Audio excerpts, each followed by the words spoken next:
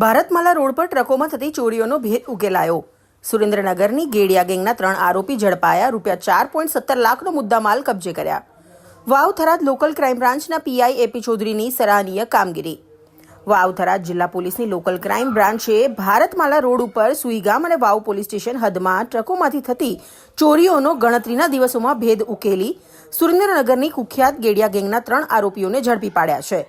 પોલીસે ચોરોમાં થયેલો 1,02,785નો મુદ્દામાલ રિકવર કરી ગુનામાં વપરાયેલ વાહન અને મોબાઈલ સહિત કુલ 4,17,785નો મુદ્દામાલ કબજે કર્યો છે। પોલીસ મહાનિરીક્ષક પરીક્ષિતા રાઠોડ અને વાવ થરાદ જિલ્લા પોલીસ અધિક્ષક ચિંતન તેરૈયાના માર્ગદર્શન હેઠળ એલસીબી પોલીસ ઇન્સ્પેક્ટર એપી ચૌધરીની આગેવાનીમાં કામગીરી હાથ ધરવામાં આવી હતી।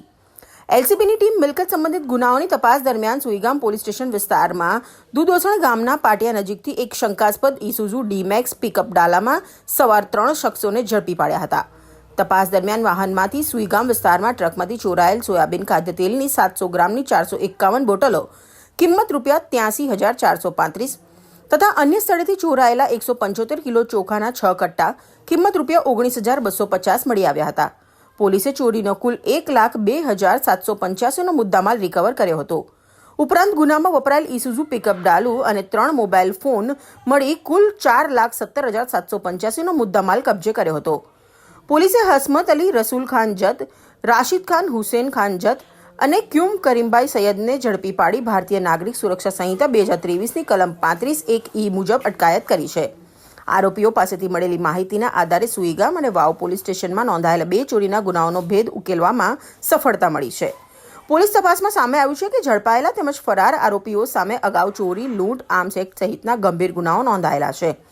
હાલ ફરાર 3 આરોપીઓને ઝડપી પાડવા માટે પોલીસ દ્વારા વધુ તપાસ અને શોધખોળ હાથ ધરવામાં આવી રહી છે।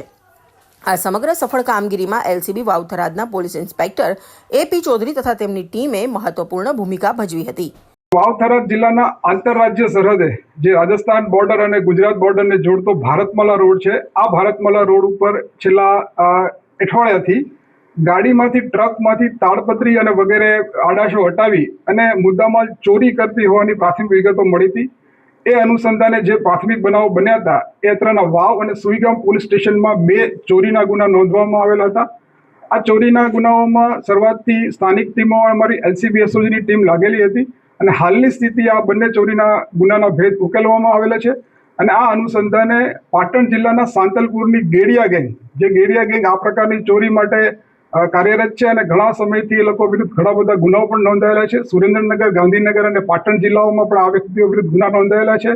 એ પૈકી કુલ 5 ઇસમો જે છે એને આઈડેન્ટિફાઈ કરવામાં આવેલા છે અને 3 ઇસમોની હાલ અમારી એલસીબી ટીમ દ્વારા એની અટકાયત કરવામાં આવેલ છે।